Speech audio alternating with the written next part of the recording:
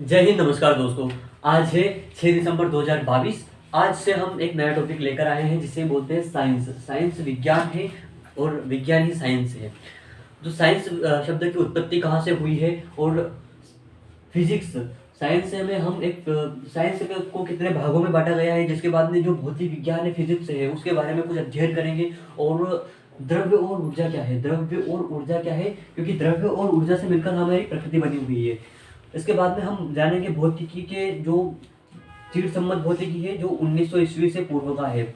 और 1900 ईस्वी के बाद में जो है आधुनिक मॉडर्न साइंस, मॉडर्न फिजिक्स आई है। इसके बाद में लास्ट में हम चर्चा करेंगे भौतिकी वैज्ञानिक और उनके नियम, भौतिकी वैज्ञानिक एवं उनके नियम। सबसे पहले बात करेंगे हम साइंस के बारे में। तो साइंस क्या है?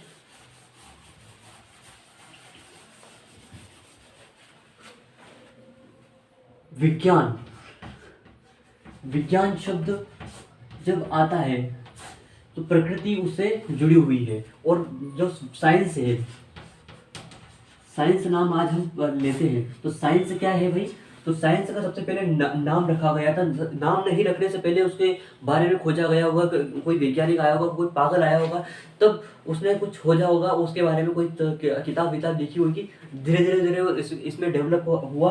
और लैटिन शब्द में इसका पहला नाम है साइंटिका। साइंटिका। साइंटिका।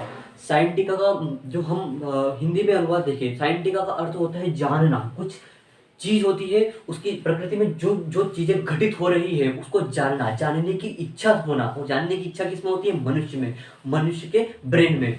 तो इसका मतलब हो गया जानना। जानना। आगे हम बात करें साइंस, साइंस के से ही रिलेटेड। तो साइंस से ही रिलेटेड ये है कि आदिकाल से ही मानव अपने चारों ओर प्रकृति में देख रहा है कि सूर्य का उदय होना, दिन रात का होना, और ज्वालामुखी आना, भूकंप का आना, बाढ़ आना, इन सारी घटनाओं को उसने विज्ञान में समाहित कर दिया। विज्ञान जैसी पुस्तक का निर्माण किया, जिसके बाद में उसकी सारी घटनाओं को क्रमबद्ध तरीके से उसे जोड़ा विज्ञान में। और इसी से हम बोल सकते हैं कि विधिवत विधिवत विधिवत रूप से प्राप्त ज्ञान को ही जो पार्ट में विभाजित किया गया। सबसे पहले जो पार्ट आया उसे जोड़ दिया गया, फिर इसके बाद में धीरे धीरे हमारा जो लेवल है आज मॉडर्न साइंस चरम सीमा पर पहुंच चुका है। मतलब इसका क्या हुआ कि जो विधिवत ज्ञान प्राप्त हुआ है, जो बेसिक से प्राप्त हुआ है, इसे सबसे पहले इतना नॉलेज था, फिर इतना हुआ, फिर इतना हुआ, आज तो अनंतता ही, इन्फिनिटी तक तो अभी पहुंचा है। और इन्फिनिटी है इसके, जब तक इसमें घुसते रहेंगे तब तक कुछ ना कुछ मिलता ही रहेगा। तो साइंस का जो झगड़ा है बहुत डीप है भाई। आगे साइंस के बारे में बात करें तो साइंस का जो क्षेत्र है वो बहुत बड़ा होता जा रहा था, इसलिए इसे दो भागों में विभाजित करना पड़ा। सबसे पहले आया है हमारा भौतिक विज्ञान, भौतिक विज्ञान, जिसके बाद में आया है हमारा क्या? बायोलॉजी। बायोलॉजी में पढ़ते हैं ना, बायो, जीव विज्ञान, जीवों। और इन दोनों में से हम इस भौतिक विज्ञान के डीप में जाएंगे। आज हमने साइंस चैप्टर को चालू किया है, ये चैनल भी अभी 2 दिन पहले चालू किया है हमने। इसमें हम साइंस का भरपूर डीप से अध्ययन करेंगे, भौतिकी का, क्योंकि जीव विज्ञान में हमें कोई इंटरेस्ट नहीं है। तो इसके लिए आप यूट्यूब पे बहुत सारे वीडियो है, उन्हें देख लीजिएगा। हम भौतिकी को बहुत डीप में समझाएंगे, बहुत डीप में, क्योंकि आज का जो जीवन है वो साइंस पर ही निर्भर है। जैसे आप अभी हमें देख रहे हो, मोबाइल के जरिए देख रहे हो। आज आप आसपास देखो, पंखा है, बल्ब है, इलेक्ट्रिसिटी है, यहाँ तक कि सुबह उठने से लेकर शाम को सोने तक हम विज्ञान की से निर्मित वस्तुओं का ही प्रयोग करते हैं। तो साइंस को जानना तो जायज है भाई, इस फील्ड में हो ना हो, पर इसको जानना जायज है, क्योंकि इसी फील्ड में, अभी इसी दुनिया में हम जी रहे हैं साइंस की। तो ठीक है, साइंस का जो भौतिक रूप है वो हम आज डिस्कवर करने वाले हैं, भौतिकी के बारे में कुछ जानेंगे। भौतिकी, what is the physics, physics क्या है। तो फिजिक्स को भी दो भागों में बांटा गया है, चिर सम्मत, चिर सम्मत, और सेकंड है मॉडर्न यानी कि आधुनिक।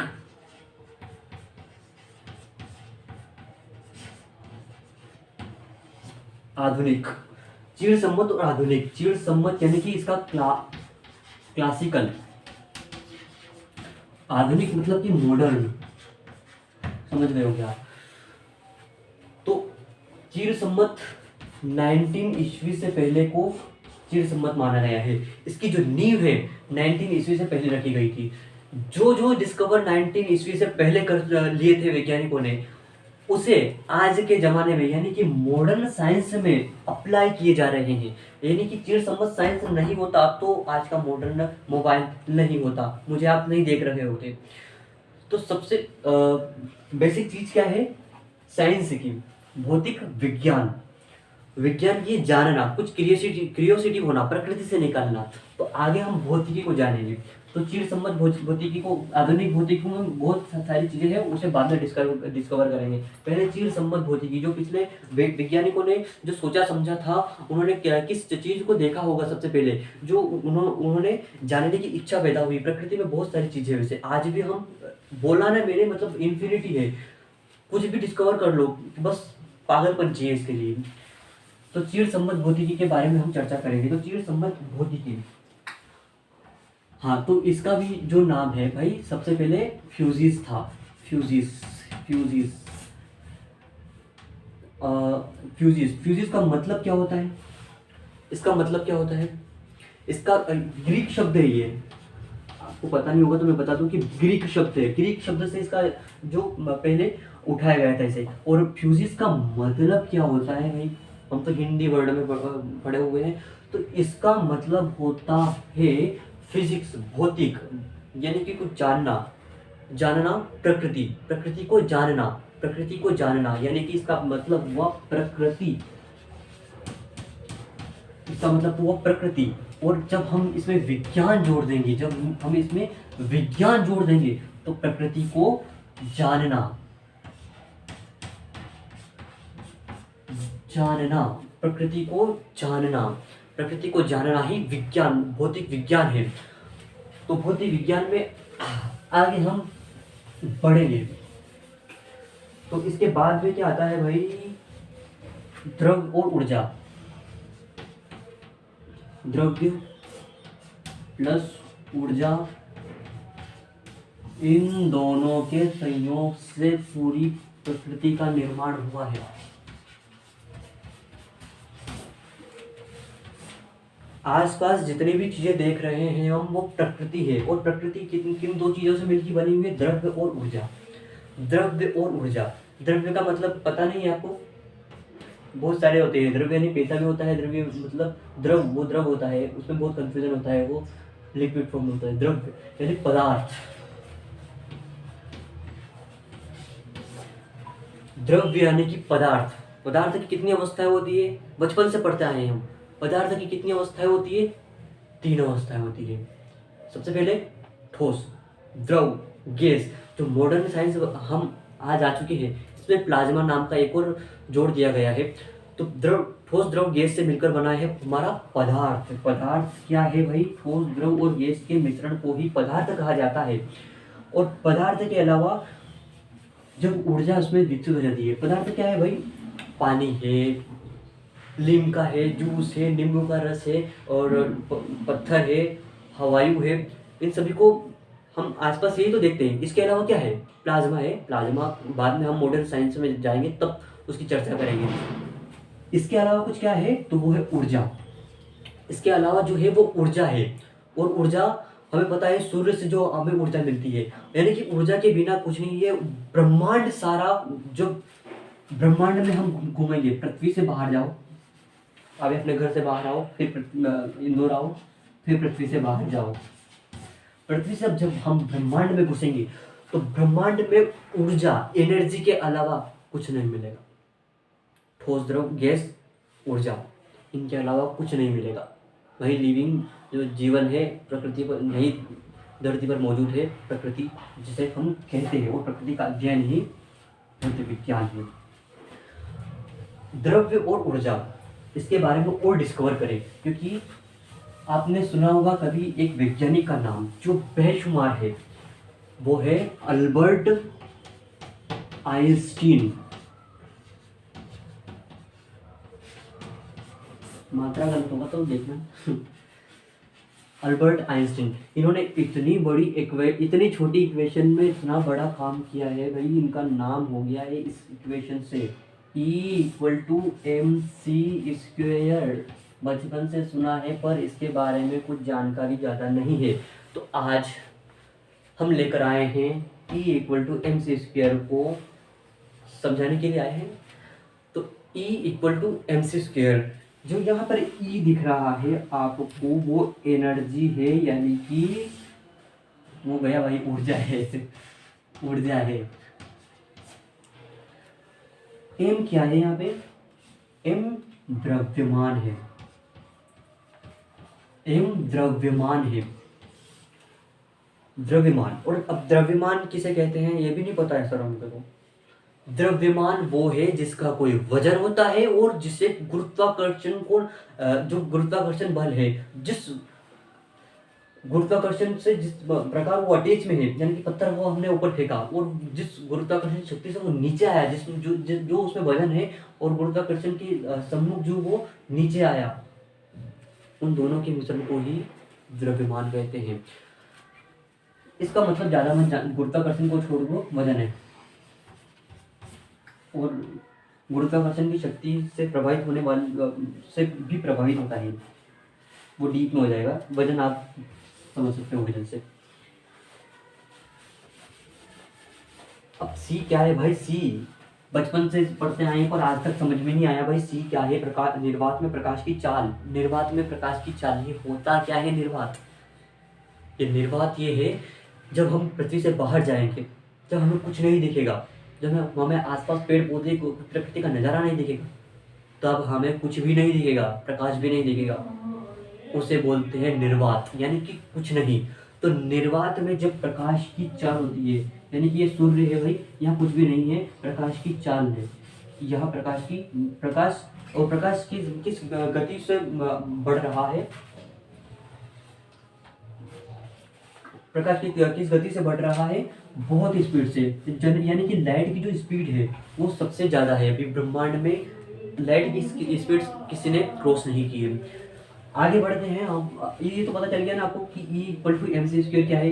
E एनर्जी होती है, ऊर्जा होती है, M द्रव्यमान, किसी वस्तु का द्रव्यमान, और C प्रकाश की चाल। प्रकाश की चाल को 2 गुना कर दो तो इसका प्रैक्टिकल जीवन में यूज देखो यार, तुम तो अब तक समझ में नहीं आएगा। इनका वास्तविक उद्देश्य क्या था? द्रव और ऊर्जा,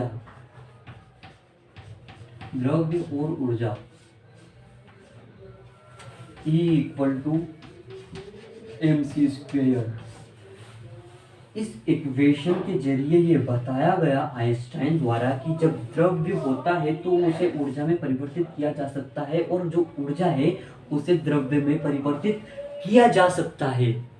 बहुत बड़ी डिस्कवरी है अगर डीप में समझोगे तो, क्योंकि जो ठोस द्रव है, जो आपका मोबाइल है, उसे मैं बोल दूँ गैस अवस्था में बदल दूँ, उसे एक एनर्जी फॉर्म में बदल दूँ।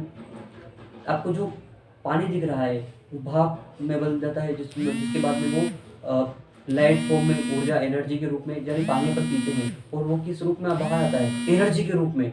हमें एनर्जी भरी पड़ी हुई है। E=mc²। मुझे लगता है कि यहाँ पे आपका क्लियर हो गया होगा। आगे हम बढ़ेंगे तो आगे क्या था भौतिक विज्ञान में? वैज्ञानिकों के नियम, लॉ ऑफ वैज्ञानिक, लॉ इंग्लिश हो गया भाई, लॉ वैज्ञानिकों के नियम।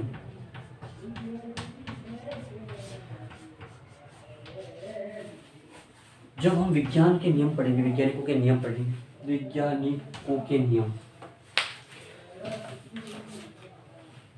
जो ये मेरे पास में है ये भी इलेक्ट्रॉनिक है और ये भी विज्ञान के द्वारा मॉडर्न साइंस है। विद्युत जनित्र। विद्युत जनित्र। विद्युत जनित्र क्या है भाई? जो विद्युत जनित्र है,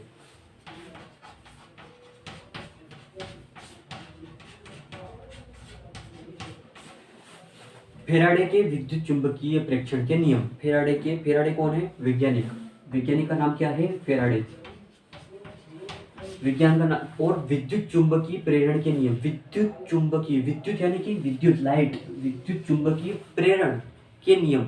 जब उस नियम क्या था? विद्युत प्रेरण के नियम उसे दिया तो विद्युत जनित्र बना। विद्युत जनित्र हालांकि आपको पता नहीं होगा, तो इसके बारे में आगे वीडियो बनाएंगे, क्योंकि भौतिक विज्ञान में बहुत डीप से अध्ययन करेंगे। और इस जो यूट्यूब चैनल खोला है इसका उद्देश्य यही है कि साइंस को आज से जोड़ना। आगे हम बात करेंगे कंप्यूटर। कंप्यूटर सबने देखा है। कंप्यूटर सभी ने देखा है। ऐसा होता है भाई, चलता है और इसके समान कोई दूसरा नहीं है। इसमें ही सब नॉलेज भरी पड़ी हुई है। इलेक्ट्रॉनिक परिपथ का आंकिक तर्क। इलेक्ट्रॉनिक परिपथ का आंकिक तर्क। इलेक्ट्रॉनिक परिपथ मतलब कि जो अंदर, इसके अंदर, ये बाहर से दिखता है हमें, अंदर इतनी चीजें होती है कि वो हमें डिस्कवर करना बहुत मुश्किल पड़ जाएगा। इसके अंदर इलेक्ट्रॉनिक वेव्स होती है। और जो कंप्यूटर की जो शब्दिंग वर्ड है, हम हिंदी में बोलते हैं, इंग्लिश में बोलते हैं, उर्दू, मराठी, फारसी, गुजराती, जो भी बोलते हैं अपन, ये केवल 0 1 1 0 0 1 1 इसमें समझता है। ये भाषा है। आपको समझ में आ रही क्या लिखा मैंने? भाई आपको समझ में नहीं आएगी। ये इलेक्ट्रॉनिक की परिपथ है, यानी कि 0 यानी कि लो फ्रिक्वेंसी। 1 मतलब हाई फ्रिक्वेंसी। ये 0 और 1 की फॉर्म में गति करता है। जैसे हाई